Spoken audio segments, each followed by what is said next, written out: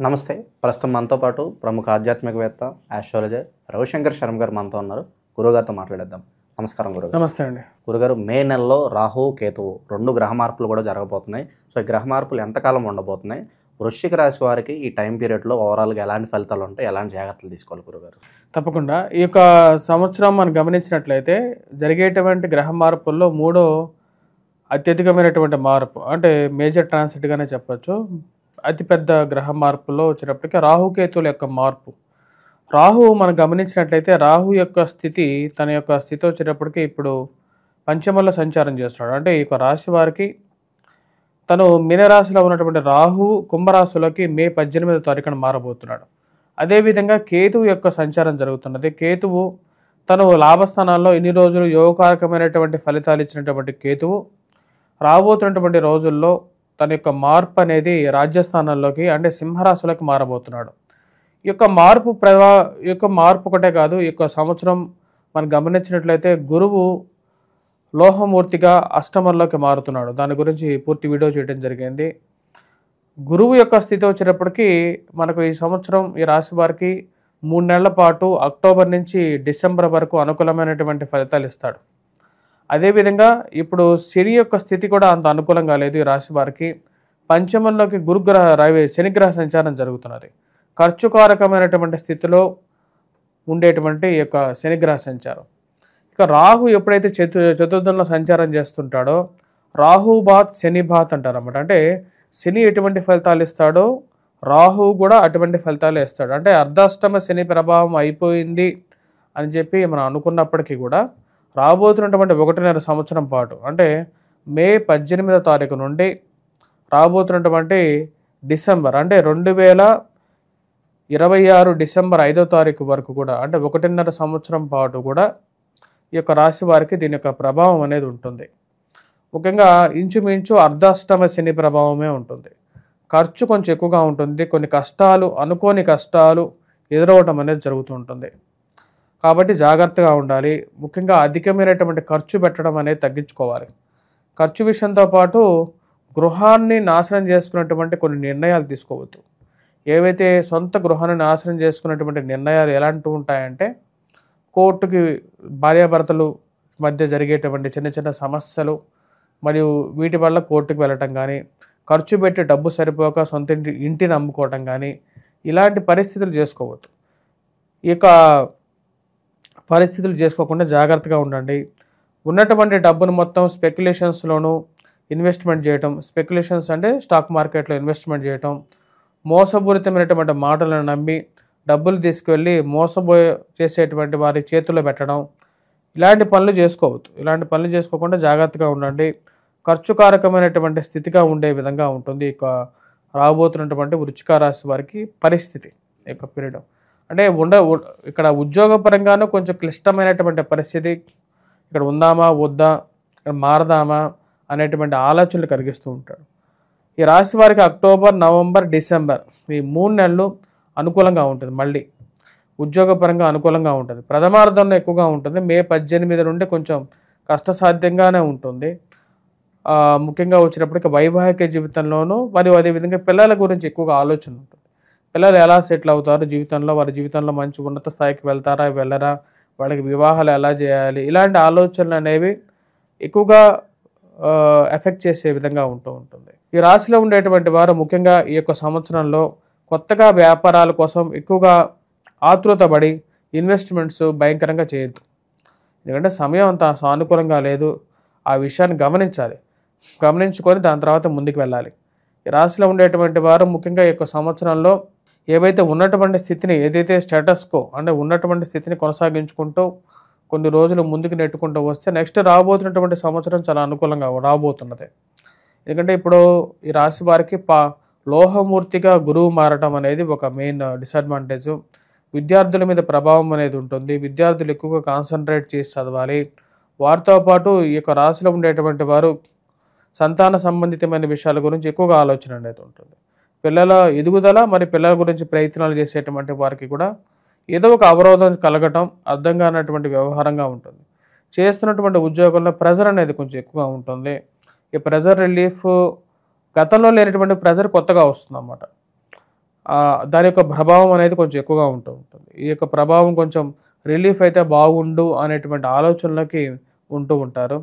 వ్యాపార పరంగా ఈ యొక్క సంవత్సరం ఈ రాశి వారు ఆయిల్ ట్రేడింగ్ అనేది కొంచెం తగ్గించుకుంటే మంచిది. ఆయిల్ ట్రేడింగ్లో ఉండేటువంటి వారు స్టీల్, సిమెంట్, లోహ కార్మికులు వీరి మీద ప్రభావం అనేది ఉంటుంది.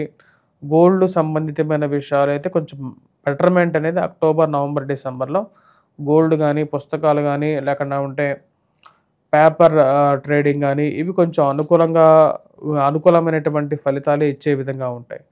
ఈ యొక్క సంవత్సరం మనం గమనించినట్లయితే ఈ రాశిలో ఉండేటువంటి వారికి కొంచెం ఫైనాన్షియల్ అసిస్టెన్స్ అయితే ఫ్లో బాగానే ఉంటుంది. కేతు కొంచెం బెటర్మెంట్ ఇవ్వగలుగుతాడు, అంటే ఫైనాన్షియల్ ఫ్లోగా ఇవ్వగలుగుతాడు. కానీ మిగతా స్థితి మనం గమనించినట్లయితే శని అంత యోగాని ఇవ్వట్లేదు. మరియు అదేవిధంగా రాహు, అంటే ఇప్పుడు శని ఎంతవరకు ఫలితాన్ని ఇస్తాడో అనేది చాలా తక్కువ ఫలితాన్ని ఇస్తున్నాడు. రాహు యొక్క స్థితి అంత సానుకూలంగా లేదు. మరియు అదేవిధంగా గురువు స్థితి సానుకూలంగా, అంటే 3 గ్రహాలు డౌన్ అయిపోయి వీరికి మిగిలింది ఒకటి ఆధారం ఏంటంటే కేతు యొక్క స్థితి కొంచెం బెటర్మెంట్ అనేది ఉంది. కొంచెం మెరుపులు సృష్టిస్తూ ఉంటాడు. అంటే కేతువు, గురువు ఒకేలాంటి ఫలితాలు ఇస్తాడు. కేతువు స్థితి కొంచెం బెటర్గా ఉంది కాబట్టి వీరికి కొంచెం ఉద్యోగపరంగా వీరి కష్టానికి గుర్తించి, ఎందుకంటే కష్టపడే తత్వం కలిగినటువంటి వారికి ఎప్పుడైనా సరే వారి జీవితంలో ముందు కొంచెం అవరోధాలు ఎదుర్కొన్నప్పటికీ కూడా అవరోధాలను దాటి ముందుకు వెళ్ళగలుగుతారు. ఆఫీసులో, కార్యాలయాల్లో వీరికంటూ ఒక నెగిటివ్ గ్రూప్ తయారవుతుంటుంది. వీరు చేసేటువంటి మంచి పనిని కూడా బయటకు ప్రొజెక్ట్ అవ్వకుండా మధ్యలో అడ్డంకి పడుతూ వీరి మీద ఉన్నవి లేనివి చెప్పేటువంటి వారు ఈ రోజుల సమాజంలో ఇలాంటి వాళ్ళు ఎక్కువ ఉన్నారు. అలాంటి వాళ్ళు వీరి మీద కొద్దిగా ఎక్కువ కాన్సన్ట్రేట్ అవుతూ ఉంటారు. అసలు వీళ్ళు ఏం పని చేస్తున్నారు, వీళ్ళు నిజంగా చేసినా సరే దాన్ని ఎక్కువగా నెగిటివ్ ప్రాపకాండ చేసేవంటే వాళ్ళు ఎక్కువ అవుతారు. ఇలాంటి వాళ్ళకి ఒక మంచి గుణపాఠం చెప్పాలని చెప్పి మనసులో అన్ని దాచిపెట్టుకొని ఉండాల్సినటువంటి పరిస్థితి ఈ యొక్క సంవత్సరం వీరికి ఉంటుంది. ఇదొక్కటే కాదు, వీరికి వచ్చేటప్పటికి ఇంట్లో బంధువులు కూడా కొంచెం వ్యతిరేకంగా ఉన్నారా, వీరేంటి మనం చెప్పినటువంటి మాటకి ఒకప్పుడు వచ్చేటువంటి వాల్యూకి ఇప్పుడు వచ్చేటువంటి వాల్యూకి ఈ డిఫరెన్స్ ఏంటి అనేటువంటి ఆలోచన ఎక్కువగా కలుగుతుంది. వాళ్ళే మనల్ని కిందకి లాగే ప్రయత్నం చేయడం కావచ్చు. అంతే, ఇప్పుడు కార్యాలయాల్లో మేజర్గా వ్యాపార పరంగా కూడా అదే జరుగుతూ ఉంటుంది 90%. కానీ అది సైక్లిక్గా మారుతూ ఉంటుంది, సిచ్యువేషనల్ బేస్ మీద మారుతూ ఉంటుంది. నీ హ్యాండ్ ఎప్పుడైనా అప్రైజ్లో ఉన్నప్పుడు నేను ఎవరు టచ్ చేయరు. నువ్వు కొంచెం డౌన్ అవ్వగానే ఆటోమేటిక్గా ఏం చేస్తారంటే నువ్వు ఇంకా ఎక్కువగా డౌన్ చేయడానికి ట్రై చేస్తూ ఉంటారు. అదేవిధంగా నువ్వు బాగా రైజ్ అవుతున్నప్పటికీ కూడా నీకు అడ్డంకి పడుతూ ఉంటారు. కాకపోతే నీ వాల్యూ అనేది పర్సిస్టెంట్గా రిక్వైర్మెంట్ ఉన్నప్పుడు నేను ఎవరు ఆపలేరు.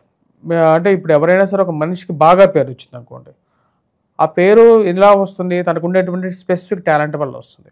ఆ స్పెసిఫిక్ టాలెంట్ అనేది డెఫినెట్గా రిక్వైర్మెంట్ ఉన్నప్పుడు దాన్ని ఎవరూ ఆపలేరు. కానీ అది నామమాత్రంగా ఉన్నా లేకపోతే దాన్ని తగ్గించడానికి ఒక గ్యాంగ్ అనేది ఎప్పుడు రెడీగానే ఉంటుంది.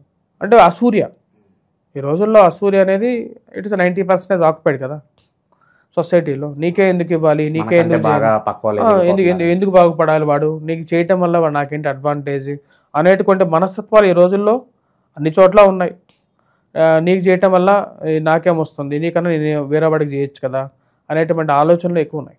గురుగారు, ఇలాంటి పరిస్థితులు ఉన్నాయి కాబట్టి సంవత్సరంన్నర పాటు రాహుకేతు యొక్క అనుకూలత కోసం ఈ రాశి వారు ఎలాంటి రెమెడీస్ చేస్తే బాగుంటుందంటారు?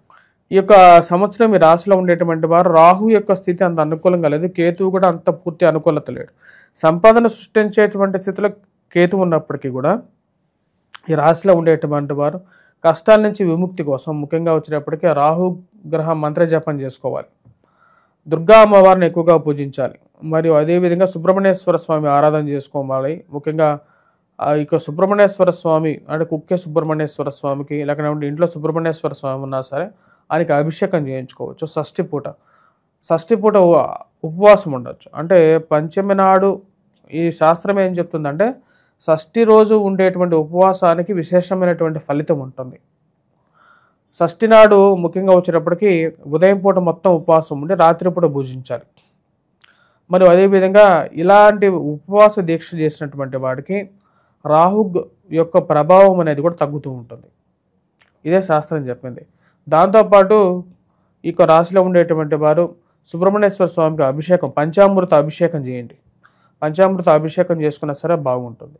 దుర్గాదేవి అనుష్ఠానం చేసుకోవచ్చు. 40 రోజుల పాటు వైవాహిక జీవితంలో అనుకూలత కోసం ఈ అత్తమామల యొక్క ప్రభావం తగ్గాలి అంటే కొంతమంది జాతకాల్లో రాహుని అత్తమామలుగా పోలుస్తారన్నమాట. రాహు కేతువుల్ని అత్తమామలుగా పోలుస్తూ ఉంటారు. బంధువర్గంలో ఒక్కొక్కరికి ఒక్కొక్క గ్రహానికి దాని వాల్యూ ఇవ్వడం జరిగిందన్నమాట. ఈ యొక్క ప్రభావాన్ని తగ్గించుకోవడానికి ఈ రాశిలో ఉండేటువంటి వారు రాహుగ్రహం మంత్ర జపం కానీ, లేకుంటే దుర్గాదేవిని పూజించడం కానీ, మండల దీక్ష 40 రోజుల పాటు మండల దీక్ష చేసుకోవటం కానీ, మరియు అదేవిధంగా ఇంటి ముందు ఆ రాహు యొక్క ప్రభావం ఇంటి మొత్తానికి తగులుతుంది అన్నప్పుడు ఈ యొక్క రాబోతున్నటువంటి ఆశ్వీజ మాసంలో అమ్మవారికి దేవి నవరాత్రులప్పుడు విశేషంగా జరపడం, జరిపించి తన కింద అక్కడ వస్త్రాన్ని ఇంటి ముందు గుమ్మం దగ్గర కడితే మంచి ఫలితం అనేది ఉంటుంది. అదేవిధంగా ఈ రాశిలో ఉండేటువంటి వారికి శని ప్రభావం కూడా ఎక్కువగా ఉంది. శని ప్రభావరీత్యా, రాహు ప్రభావరీత్యా రాత్రిపూట పీడకలలు కూడా వస్తూ ఉంటాయి. 2 గ్రహాలు బాగాలేనప్పుడు దాని యొక్క ప్రభావం అనేది ఎక్కువగా ఉంటుంది. ఆ ప్రభావరీత్యా వచ్చినప్పుడు వెంకటేశ్వర స్వామి దేవాలయ దర్శనం, దాంతో నువ్వుల నూనెతో దీపారాధన చేయటం, మరియు నువ్వులని ఎవరికైనా సరే దానం ఇవ్వటం, మరి ఎక్కడైనా దేవాలయం కన్స్ట్రక్షన్ జరుగుతున్నప్పుడు ఇనుముని కొని ఒక 100, 200, 300 1 కేజీ అంత తెలుసుకొని మీ వల్ల శక్తి కలిగినటువంటి దానాన్ని చేయండి. లేనప్పుడు అక్కడ దేవాలయం ముందు అడుక్కు తినేటువంటి వారు ఉంటారు. వారు జీవితం ఇలా ఉంది కాబట్టి వారు అడుక్కు తింటున్నారు, డబ్బున్న వాడు కూడా అడుక్కు తింటున్నారు అని చెప్పి మనం అనుకోవచ్చు. డబ్బున్న అడుక్కు తింటా అంటే వాడు అడుక్కు తినేవాడే. వారికి కూడా ఎంతో కొంత దానం చేయటం, దాంతోపాటు నల్లటి కంబలి కానీ, లేకపోతే నల్లటి బ్లాంకెట్ కానీ కొనేసేసి వారికి దానం ఇవ్వండి. అది మీకు అనుకూలమైనటువంటి ఫలితాలు వస్తుంది.